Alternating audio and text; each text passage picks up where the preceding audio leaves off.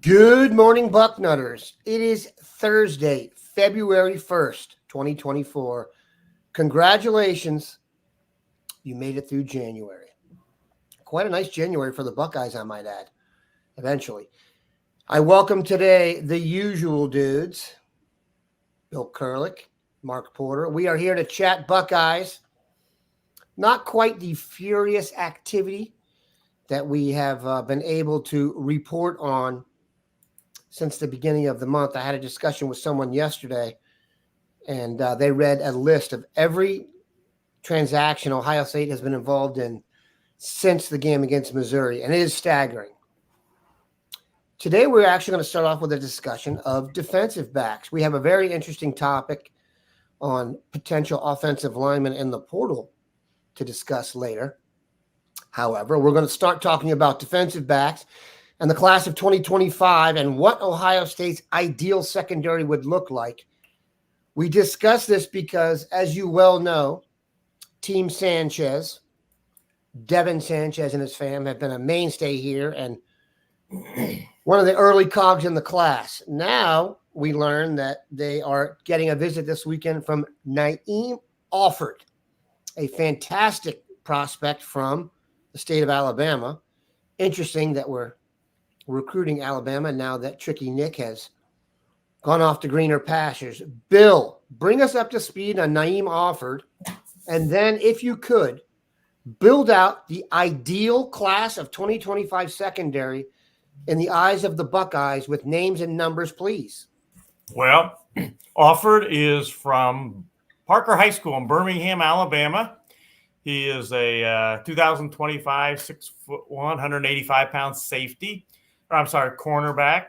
That is one of the top two corners in the country. Ohio State just happens to have the other of the top two corners in the class already committed, and Devin Sanchez. And, if you go by the composite, one is the number one corner in the country. And if you go by the 247 sports rankings, the other is the number one corner.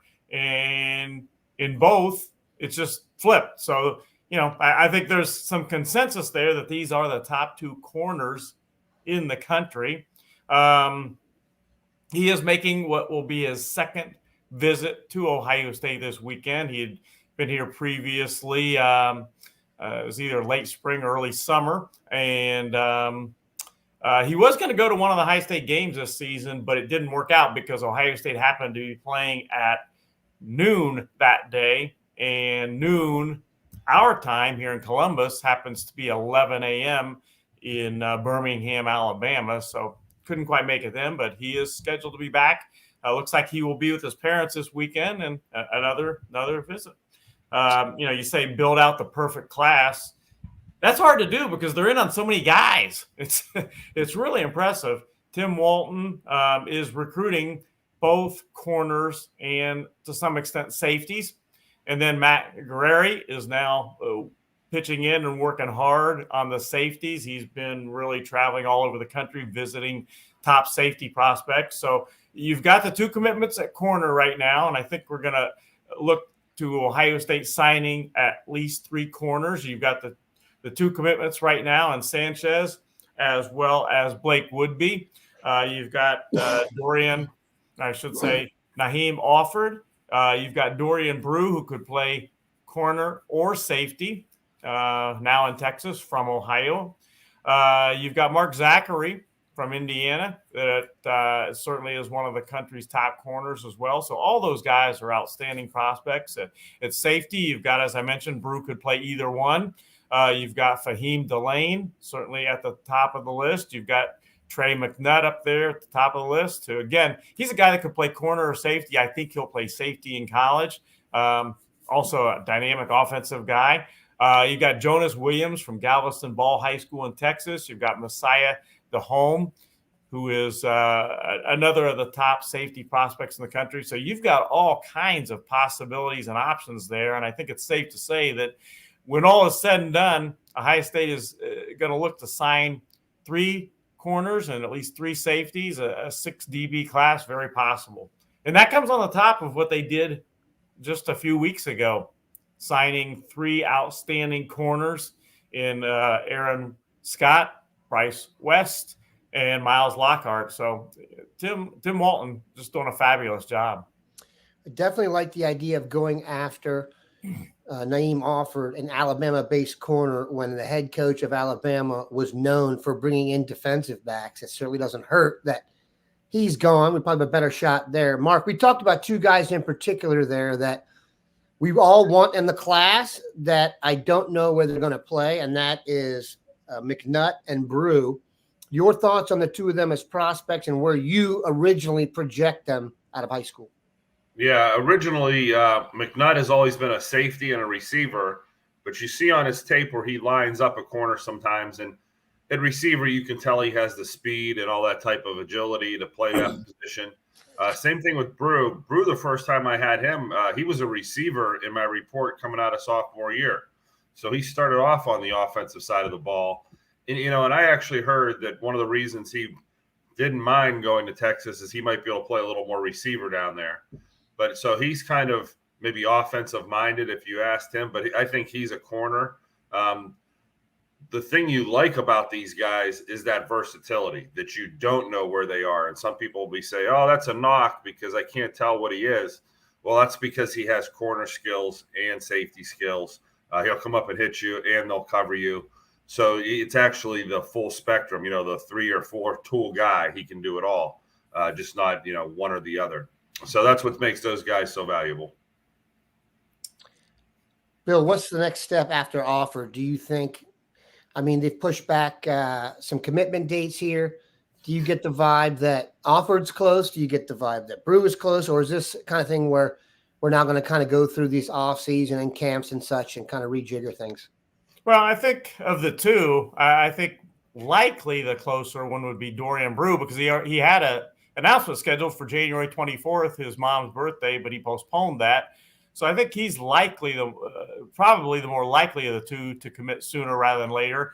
In the case of Offord, his plan right now is to take official visits. So providing that stays and he doesn't make his decision until he takes official visits, then we're looking at least middle of the summer till he makes a decision. But again, it's recruiting. Things change often. I also should mention that Ohio State, there is a 2025 corner in the California, Mater Dei High School, the powerhouse in Santa Ana, California. Ohio State is supposed to be at Mater Dei High School today. Chuck McDonald is a 6-foot, 180-pound corner, one of the tops in the country as well. He has an Ohio State offer. There was a chance they had thought about maybe visiting Ohio State this weekend. That's not going to happen, but Chuck McDonald wants to get to Ohio State for a visit in March. So Ohio State being out there today is the plan, and we'll see what happens with him and visiting sometime in March or the spring. Okay, now those of you on the podcast can't see the video, which I don't know, you're doing things wrong. And those of you on YouTube, here's what we need you to do. Press pause and go subscribe to the YouTube page. More than half you guys have not subscribed. All you have to do is click the subscribe button. If you put on that little alarm alert button, every time we schedule one of these shows, it will be delivered to you. You'll get a heads up when it comes on, and you'll get the show delivered to you. So please go ahead and do that for us. An ad-free week in exchange, you can sign up and subscribe. It'll be great. Now, let's get to a topic I was hoping to hold on, but my original reference to our podcasters, you can't see what's in the chat. And much as our Bucknutters are on point, they know who we wanted to talk about second. And that is, I'm going to read the name here, Ozzy Trapillo, or Trapillo. I'm not sure if I pronounce that. I will get a reading on that, but let's go with Trapillo right now. He is 6'8", 313-pound right tackle from Boston College. Redshirt junior this year. He was all ACC second team. And you may say to yourself, oh, Boston College, Ohio State doesn't recruit guys out of Boston College. This guy was the number 7 rated tackle in his class. the number 1 rated tackle in that class, a guy I like to call Paris Johnson. He's the son of Steve Trapio, who played football in the NFL for 10 years, however, passed away in 2004. So if you think about it, this kid has had to grow up without his pops. Now, you say, everyone would want to go from Boston College to Ohio State if they could. He went to Boston College High School. He goes to Boston College. He is from Chestnut Hill. His dad attended Boston College, okay? He had offers from bigger schools and attended Boston College. For example, he was rated ahead of Roger Rosengarten from Washington, who is doing very well right now at the Senior Bowl. So what makes Ozzy even more attractive? He played left tackle at Boston College before he switched over to right tackle. Now, the question is, it's almost become the new deal. We used to track airlines. We used to track flights. Our new thing is when your coach leaves, we track social media follows, okay? If your coach leaves, your head coach, Jeff Hafley, left Boston College to become defensive coordinator for the Packers. What that means about being a head coach in college going forward, I don't know. It's not a strong statement for the job, I'll say that. So immediately we all are thinking, will this guy transfer? Done some due diligence. We have some connections, and it turns out the original tip-off, offensive line coach from Ohio State, Justin Fry, began following him. We've done a little due diligence here, and it turns out Ohio State made an attempt to attract Ozzy last year too. So they are probably interested. I don't have that confirmed yet. I'm going to turn this over to Bill and let him go for a minute, and then Mark. But your thoughts on the possibility of Ohio State going in on Ozzy Trapio, and this is what we need to discuss. Yes, the 30-day window opens for transfers when your coach leaves. However, that does not necessarily jive with the semester schedule. So I don't know if someone could transfer now and be eligible, blah, blah, blah. Bill, please, if you have that answer, bring us up to speed on everything possible here. Well, first of all, just because a coach leaves doesn't mean that players are going to get in the portal. You know, Ozzy is on, as you referred to, Dan, the Ohio State radar screen. But if he doesn't get in the portal, then he's not going to leave Boston College. And you brought up a lot of good reasons why he could stay at Boston College. you went down a litany of reasons why he could stay there. On the converse, I could give you good reasons why he might want to be interested in Ohio State. It is the Ohio State. I like the versatility in that, as you mentioned, Dan, he can play left or right tackle. He has played both. He is huge. He is 6'8", about 315 pounds. He has played well. He kind of fits he does fit the template of what they've done so far. They went out and got guys. They didn't go for quantity. They went for quality with the 6 guys they have from the portal so far. And they have gone for positions of need. So he fits all of the requisite things you want to see. And as you mentioned, Dan, there's been a pre-interest in him as well. Now he is on my watch to see if he goes into the portal. Marcus, your thoughts on this dude? I know you have friends in the business who know him well. We haven't done a breakdown of him, but he does appear to me to be plug and play. Now, I haven't broken down his film, but there's no one on Ohio State's roster right now that I think would have been an all-ACC tackle, a right tackle. How do you view this whole situation? Sent a few texts to some friends in the business, and in a few short words that they believe he's good enough to play at Ohio State. I think in a few short words, they're not happy he's leaving because if he leaves. Yeah. He is a rock of their program. He's like the guy that everyone looks to, that we got this big time recruit. He wants to be here. That's why you should want to be here. So it'll be a blow if he leaves. But I can't believe that I think our last podcast, patting everybody on the back. We got a running back. We got this. We got that. We got everything we need. We're just hoping for another offensive lineman. And then a coach gets fired, and they happen to have a 5-star offensive lineman in the portal. Not fired. Yeah, they're not fired, but on the way. I don't want the Hafley. I don't want the Hafleys calling me after the show. Yeah.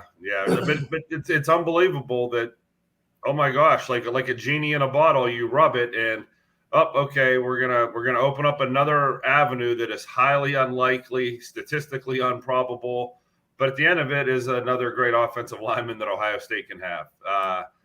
This will be an offseason that I'm going to say it right now. We're never going to be able to duplicate. I don't know if you're ever going to take the best quarterback, the best running back, the best tackle, the best center. I mean, they cleaned up in the portal, and this was, and if they pull this off, I keep speaking like it's already done.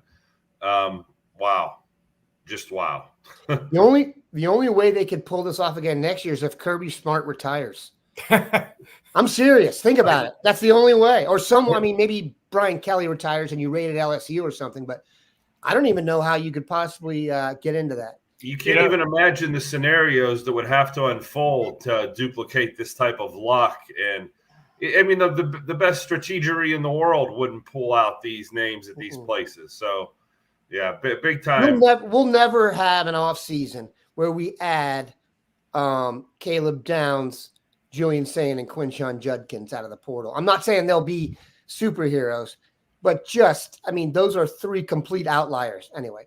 And hopefully we never have a year. We never have a year where we need to pull guys like that to right the ship. Hopefully the ship gets righted and it's not this type of environment. I think go ahead, Dan. Go ahead. With Ozzy, it's it was interesting in that I had just been thinking after Sharon Moore was elevated at Michigan that maybe the musical chairs were over. Right. With him elevated, rather than them Michigan going out and picking, say, the Kansas head coach or whatever head coach at college, they just elevated somebody. So maybe and lo and behold, Jeff Hafley goes to the NFL and the musical chairs are not over. The portal remains open and we continue on for another 30 days. Yeah, it's also gotten to the point where, as we talk about Ozzy, and I'm not saying they're going to get him, but I do have this feeling in the back of my mind now that we're just going to get everything we want. I hate to say that. I shouldn't say that out loud, but it is buck nuts. I think if you're going to say that publicly anywhere, I'll get plausible deniability off doing it here. I take myself through this guy's mindset, and why wouldn't he do it? I get that he's attached to his current. See, that's the thing that kind of wigs me out. He is, like Mark said, he is Boston College football. He's like the spokesman and the kid who grew up there and such. But that would be tremendous. I don't know how that would work, Bill, with the semester and the transfer. So what would happen? He would verbally commit? How would they do that, you think? That's a good question. I think that if he wanted to be a Buckeye, he would, as you said, he would announce he's going to Ohio State, and then he would, it is, like you said, it's the semester started. I think that would have to be worked out, to be honest. Spider Siller brings up a nice point here. He's old school. He could graduate and then get here. Let's put it this way. Yeah, he is a redshirt junior, by the way. So he's been there a while. Let's put it this way. If they want him to be on this team, my sense is he'll be on this team. I don't think administrative and school stuff will get in the way. Far be it from me to be predicting that, but that would be tremendous. Okay. Keep in mind, Seth McLaughlin,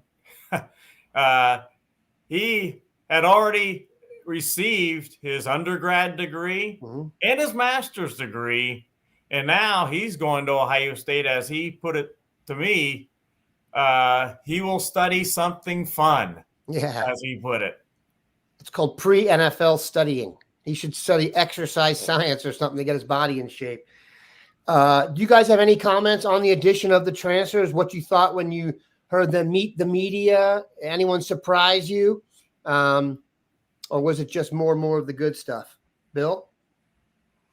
Yeah, I thought it was all pretty interesting. All those guys sitting down, and more than once, the thing was, I want to go play for a national championship. That's one of the things that stood out to me.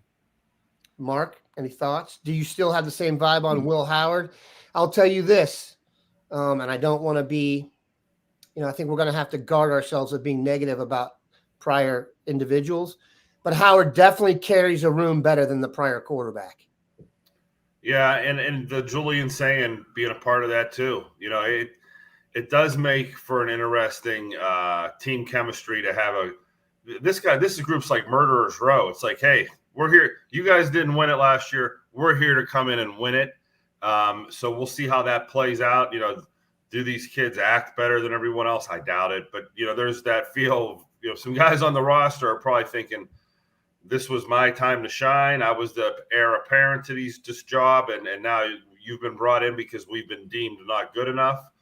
There are some things to navigate here that aren't exactly pretty and fun to talk about. But I tell you what, when it's time to go win, you got the group that's going to help you go win. And that's the bottom line here. And that's one of these things about Ohio State. It's not all warm and fuzzy.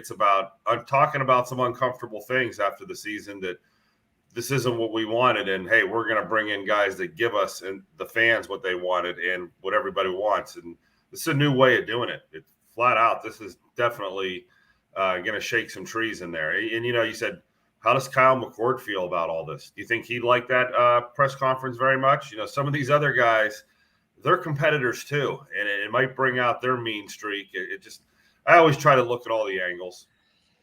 Yeah, there were some Oogie questions asked at the thing, but we'll deal with that. Here's the last thing I want to talk about. Bill, you mentioned Sharon Moore being hired. Harbaugh has taken Minter with him, Mike Minter with him. Jesse Minter. Excuse me, Jesse. Is Mike his dad? It better be. What do you make of where Michigan's at right now? It does seem like they're prepped to take a rather large step back. And I'm not talking about sanctions and all that stuff. We'll let that take care of itself. But the way they look like they're about to take a step back. If you read the boarding house yesterday, I think if Harbaugh was still in the mix, they had hoped to clean up in Ohio in 2025. But the idea of Harbaugh leaving and the addition of the NILs put Michigan behind the 8 ball. Is this much worse for them than we even thought? And by that, I mean good. Well, first of all, I want to contrast how Jim Harbaugh did things a little differently than Urban Meyer did. When Urban left Ohio, when Urban got done at Ohio State to go to the NFL, he said he wasn't taking guys with him. He was not going to take Mark Pantoni with him. He was not going to take Mick Marotti, et cetera, et cetera. Those were the two, if you remember. Yeah. We were like, the ship's going down. Don't grab them. And I remember Urban coming out and saying, hey, this is those guys' homes now, right. meaning Columbus. This is where they belong, so to speak. It was not his intent to take from Ohio State. He wanted to leave the program in good hands and in good shape, and that's what he did. Jim Harbaugh, on the other hand, Jesse Minter is going with him. Ben Herbert, that was a big loss for Michigan. He is their strength and conditioning guy. There were people at Michigan that thought he was going to stay. I will say there were people also that thought Harbaugh and J.J. McCarthy were going to stay, which I thought, that's not happening. Jim Harbaugh is going to the NFL. So a whole different situation, a whole different way of handling things, a whole different way of how things happen. And in this case, it is to Ohio State's benefit. If you're a Buckeye, you don't mind seeing Jesse Minter leave. You don't mind seeing Ben Herbert leave. J.J. McCarthy, he said goodbye. certainly Michigan's got a good core of defense returning. I think they've got 6 or 7 starters that are coming back, including their 2 defensive tackles and some pretty good secondary players. They've got a linebacker that's transferred in as well that's going to help them from Maryland. So they've got the core, and they're going to have a good defense again. What they're not going to have is what they've had previous years at quarterback, on the offensive line, and the guy developing those offensive line and the strength program is not going to be there. I don't think things are going to crash and burn in Ann Arbor. That's not what I'm saying at all. They also don't have Ohio State at home this year. So, you put everything together, I would much rather be in Ohio State's situation than Michigan situation. Yeah, Michigan, I'll get Mark, I got a question for you, but Michigan has a ridiculously tough schedule this year. Yep. I'm pretty sure it's been, and obviously we don't know, strength of schedule to me is a little bit goofy. It's definitely goofy in the NFL because you don't know who's going to be back. It can be a little goofy in college, but I believe it's like Florida and then Michigan, toughest schedules. I also know this, when jobs open up, guys, we talked about Mark going down and standing in the lobby. Ohio State has the kind of gig where people are trying to get jobs there even when there aren't jobs, okay? And Mark could tell you stories about that. How about Michigan now, Mark? There are openings there. Is everyone trying to get on the Michigan bandwagon, all the coaches, or are people kind of arm's length? Yeah, I know for a fact there are people sending their resumes to Michigan right now, and it's not stopping them knowing that there might be a hiccup before that place gets rolling again. And you brought up the recruiting, and at the Michigan camps this summer, they had some of the biggest jumbotrons I've ever seen, and all they did was run back-to-back national championships and pictures of the rings. And with this third win over Ohio State in this national championship, they should be up there at the peak of recruiting in the country. Like they should be able to walk in and just tap you on the shoulder and that you should say yes. But instead, they're going to have to sell, hey, when these sanctions come in and no one knows what they are yet, so it's kind of like a black cloud hanging over them recruiting. But, yeah, they're not going to be able to come into Ohio and just tap people on the shoulder. They may have to go back to selling them on, hey, here are the sanctions, here's how long it's going to take. And by the time you're a junior, the days are going to be sunny up here. And I think that's going to put a little kink in recruiting. But they definitely have an air and an arrogance and a confidence that they've earned. But that number one team in the country and beating Ohio State 3 times, Ohio State the state of Ohio was going to be theirs. And since I've been doing this, the Brady Hoke days, and there were years where no Ohio kids went to Michigan for a while. So for them to have their best class last year, this would have been the springboard to an even better class. Traditionally, this year's team not as much, but traditionally the Michigan teams need several key Ohioans to get it done. If you look in the last X number of years, your Charles Woodsons, your Elvis Gerbachs, Desmond Howard, Ricky Powers, remember him? Those guys were all, Ohioans, and they've had to have that going on. So we good. All right, Bill, should we be on commit watch this weekend, or are you actually going to be able to spend some quality time with your grandchildren? When you're covering Ohio State, you are always on commitment watch. At any time, at any point, somebody could decide, this is where I want to go. So I don't necessarily expect any commitments this weekend, but you don't know. I mean, it happens. I mean, Ohio State coaches are all over the country. The past week, 2 weeks, 3 weeks, they've been all over the country. And Ryan Day in particular, he has been all over the country. One thing that's happened is that Ryan Day has been extremely active with his assistant coaches going out to these schools. I don't know 100% for sure, but I would not be surprised if he is with the group that goes to modern day high school today in California. So, we'll see what happens, but always on the alert. As I say, Ohio State never fails to keep me busy. Yeah, it's been fun. I will say this. This has been a really – after the Missouri game, I wasn't feeling that great. It was not great. The vibe was not great, if you guys like the lack of a buzz. And now we didn't win, and I have a feeling on the recruiting trail, Ohio State is kind of that hot buzz team now. So they deserve a ton of credit for being able to do that. Let's be sure to recognize the foundation and the other collectives and their help in doing this. That was essential, as Ohio State has become the spot for the offseason, and we are here for all of it. Definitely appreciate these dudes stopping by. Appreciate you guys being here. Have a good one, Bucknutters.